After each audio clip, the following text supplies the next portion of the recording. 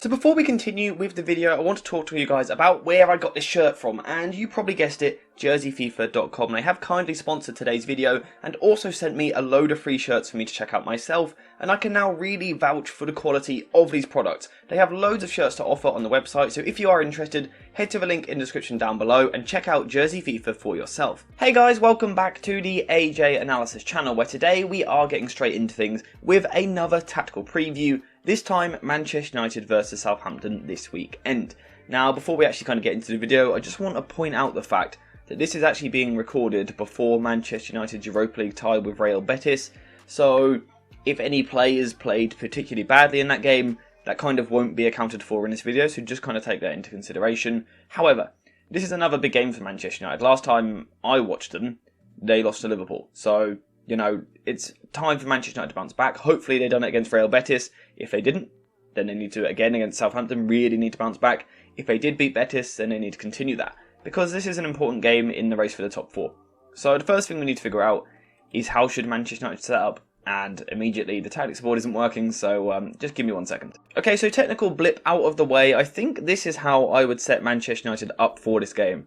For me, this is Manchester United's strongest back four at this moment in time. I think there's no dispute about Luke Shaw, Lisandro Martinez and Rafael Varane. And at the moment, for me, Wan-Bissaka is in better form than Dalot. In midfield, I'm going for Sabitzer for a bit of extra quality on the ball alongside Casemiro. And then Rashford in his best position, Bruno Fernandes in his best position, Antony in his best position, and Weghorst up top. So this is how I would set up Manchester United. Now, the theme of this game, which Ten Hag is going to have to deal with, is facing a high press. Southampton, kind of the past 5 seasons, their identity, their club philosophy, has been to play with a lot of energy, press really high up the pitch, often in a 4-2-2 or a 4-4-2 or a 4-2-4, often very similar, almost like the Red Bull clubs. That sort of ethos, that's kind of that idea behind the way that they play. That's what Ten Hag is going to have to try and deal with, and as I've said several times, all season long, that's going to be quite difficult for Manchester United because they don't have press-resistant players. There isn't someone, say if you go to Manchester City, you can pass to Bernardo Silva in this area, and even if he's pressed man for man, he has the ability to turn away and play out from the press like that, so that is a luxury that other top clubs have. Manchester United don't have it, which is why they are still a bit behind. So before we can figure out how Manchester United can play through this press, we need to look at how the press will work from Southampton. And I think it will most likely be a 4-4-2, with Adams and Alcaraz pushing forward, and then Lavia and Ward-Prowse on the midfielders. The wingers match up with the fullbacks. So Southampton are essentially in what again here looks like a 4-2-4, a 4-4-2, a 4-2-2. It's kind of the same thing. They're pressing nice and high up the pitch. The back line will be nice and high as well, with the aim of forcing Manchester United backwards. And I think Southampton will come out at the start of this game and play really fast. So the question is, how can Manchester United play through it? Well, like I've said already, I don't think they have the press-resistant midfielders that are able to receive the ball. So rather than actually trying to get the ball to the midfielders, I think the better solution is to try and use them as a decoy. So this is how you do it. First of all, you start with David Gea in goal, and the idea should be for the centre-backs to split nice and wide as possible, and move the ball to one of the centre-backs. Now from here, the centre-back should be looking to step, with the full-back pulling nice and wide. We can also have the winger pulling nice and wide, but here, the importance of the decoy run comes in. Because Alcaraz will eventually get over here, of course he will. But he can't start as wide as what Varane can. Because if you're the opposition and you start as wide as the two centre-backs are, it's obviously very easy for De Gea to move the ball forward. So the Southampton front two will be quite narrow initially. So if Manchester United can kind of take advantage of that, get the ball out to the centre-back who can then step forward, we need to see decoy runs from Sabitzer on this side and Casemiro on the other side. And what I mean by a decoy run is this. Sabitzer moves over here, Lavia has to follow him. But look who this now frees up in the middle of the park, Bruno Fernandes. Now, the reason this can work as well is because Belka doesn't like to particularly come out and be too engaging in these areas. He prefers to be a bit more of a cover defender at times. Bruno Fernandes could find these pockets. We saw James Maddison doing it last weekend against Southampton. He was getting into these pockets of space and had some success. He was able to get on the turn and then look to play forward. So this is certainly an area where Manchester United could get the ball to Bruno Fernandes and quickly turn it into a transition. Especially if Weghorst is willing to drop into these areas. Bednarek is often the aggressor, which then leaves this lovely bit of room for Marcus Rashford to run into. So if Bruno Fernandes is able to kind of get the ball in his half pocket, Weghorst then move deeper, and Fernandes look to play the ball in behind, this is certainly an area where Manchester United could quickly turn a kind of dangerous pressing situation in their own defensive third into a really threatening opportunity in the attacking third. Quick football, quickly playing through the lines, could be the way forward for United. Of course, though, you can't always do that. You can't just get the ball to Bruno Fernandes and lump it in behind every time. It doesn't work like that. But it's certainly a way that United could get forward. Another way that they could get forward is take advantage of the fact that Southampton like to crowd the ball side. So once the ball has gone into someone like Sabitzer here, Southampton will look to come right across. However, again, Manchester United have the free man in midfield. So even if Ward-Prowse is coming all the way across from Bruno Fernandes and Walcott onto Casemiro, we have now got Luke Shaw free on the other side.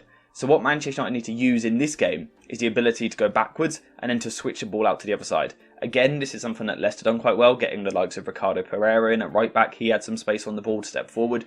Manchester United need to use this.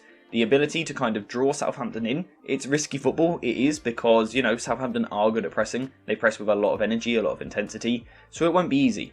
But United do have the players that are capable of then switching the play out to the other side. From when there, stepping forward with the ball is very important for Manchester United. The fullbacks, Shaw and Wan-Bissaka, need to both do that well, and that's why I've gone with these two both at fullback. I think they're the best ball carriers in this area in the current Manchester United squad.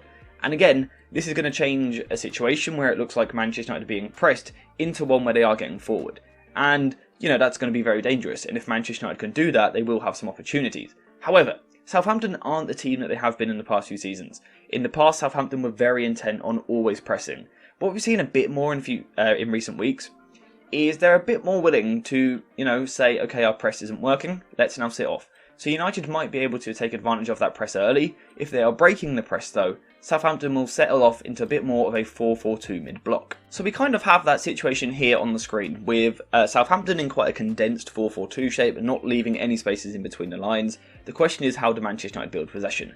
Well, as I nearly always suggest in this sort of scenario, the best solution is for Manchester United to build with a back three. Again, if you go 2 versus 2 with the opposition strikers, it's quite difficult to progress the ball. However, the second you put an extra player there, Aaron Wan-Bissaka on this occasion, you make it much easier for yourselves. The question is, what is the shape in front of them?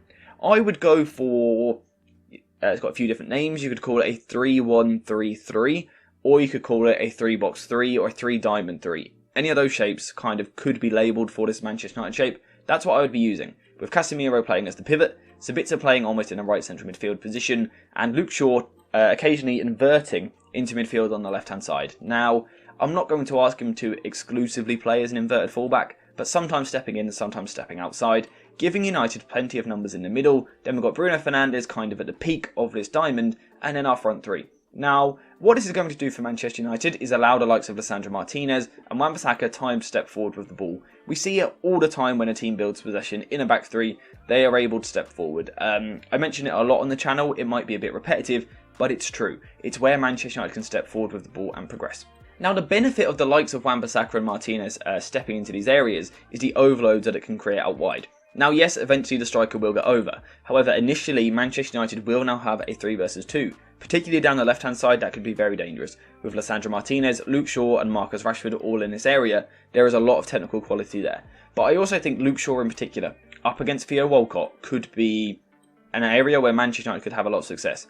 Luke Shaw, brilliant ball carrier, one of the best ball carriers in the Premier League in my opinion, one of the most underrated certainly, up against Theo Walcott. Now, Walcott is a player that works hard, he will get into position and kind of defend ball side, but having watched some of Southampton's recent games back, he gets into the area almost for the sake of getting there. Once he's actually in that position, he can be quite passive, and when he does kind of engage the ball, he kicks out and gives fouls away.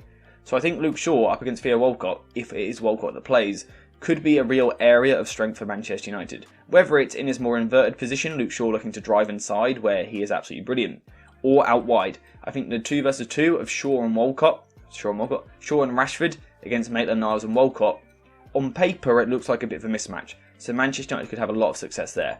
Now, again, Southampton will react. In order to try and stop that, they will look to really crowd one side of the pitch. Again, they are very ball side heavy. They gravitate over to the side of the ball and basically condense that area of the pitch. The question is, how can Manchester United expose that? Well, again, the strategy might be to come out and then go out the other way. Whether that's coming back to Lisandro Martinez and then going into midfield, where Manchester United can now get the spare man with Casemiro, now they can find him. And then, again, there could be success from here. You've got Casemiro, Sabitzer, Bruno Fernandes, outnumbering Lavia and James Ward-Prowse in the midfield. So that is certainly an area where Manchester United might find themselves able to get through the lines in midfield. However, the bigger weapon for me looks like the switch. Particularly Lisandro Martinez, a brilliant long passer, looking for Anthony, but also Casemiro could do it as well.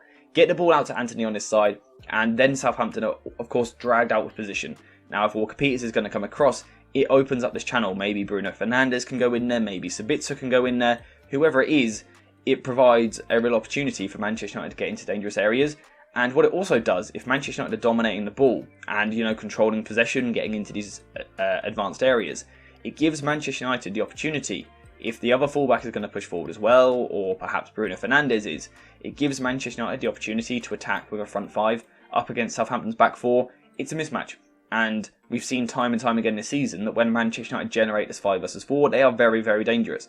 But they could, even in this game, have the potential to make it a 3-1-6, which would make it a 6 versus 4 up against the last line, which is going to force Southampton really deep, allow United to control the ball, but also get into plenty of positions to create chances. Now, if Manchester United are able to do all of these things, then I think there is the real potential to hurt this Southampton team. They aren't in the greatest form. They have improved recently, but they haven't been a great side this season. I think there is the potential for Manchester United to really hurt them. However, whilst all that attacking football would be very nice, for it to happen, Manchester United need to make sure they can actually get the ball in the first place. And for that to happen, I think they need to improve defensively from what we've seen in recent weeks. We need to see a more dominant side, basically. Recently, we've seen United sacrificing possession at times against Barcelona, against Newcastle, against Liverpool. We need to see a return to possession football for this game, because this is a team that United should dominate. But for that to happen, you do need to be good defensively, and particularly in the press. And this is where I think Manchester United, for this particular game, need to change their pressing shape. The reason for this is because Southampton will build from the back in a 2-4 shape, with Belaka and Bednarek splitting either side of the keeper, and we then have the two midfielders, the double pivot, basically in line with the fullbacks. And kind of taking a leaf out of Leicester's book here, I would go man for man everywhere all over the pitch. And the way to match up a 4-4-2 is to go with a 4-4-2 yourself. So Weghorst nice and high on Bednarek, Bruno Fernandes on Belaka, Sabitzer on Lavia, Casemiro on Ward-Prowse, the wingers on the fullbacks, force them right back. Get Southampton really kind of in difficult positions where they don't want to be. Because again, this is something that we saw against Leicester. Leicester went for the 4-4-2 and Southampton really couldn't play out of these positions. As a result, they will occasionally look to go long. This is where Manchester United need to be good. I'm not talking about necessarily winning the first ball, but they have to be reacting, or they have to be proactive, in fact, in anticipating this second ball in here. We can't have this second ball going in midfield and Ward-Prowse getting there first. It has to be Casemiro and Sabitzer getting there and winning these duels. I think if Manchester United do this, then they can really suffocate Southampton. They'll struggle to build from the back. They should overturn possession if Manchester United are sharp on the second ball. This then allows Manchester United to once again get the ball back, and then they can go back to those patterns that we were talking about earlier. And if all of this happens, or something even similar to this happens, Manchester United could find themselves in a game where, they could have a good amount of the ball. They could win the ball back high up the pitch. They could create some good chances in this game. So I'm actually quite looking forward to it. Whether this stuff happens or not, we'll have to wait and see. But that's how I would approach the game. Let me know what you think in the comment section down below, though. What would your lineup be from Manchester United's point of view? What did you think of the performance against Real Betis? I have nothing to say on it because it's 3 days before kickoff at the moment. So let me know what you think on that. What would your lineup be? What's your score prediction? All of that, let me know in the comment section down below. Thank you guys for watching. I hope you have enjoyed the video, and as always, I will see you in the next one.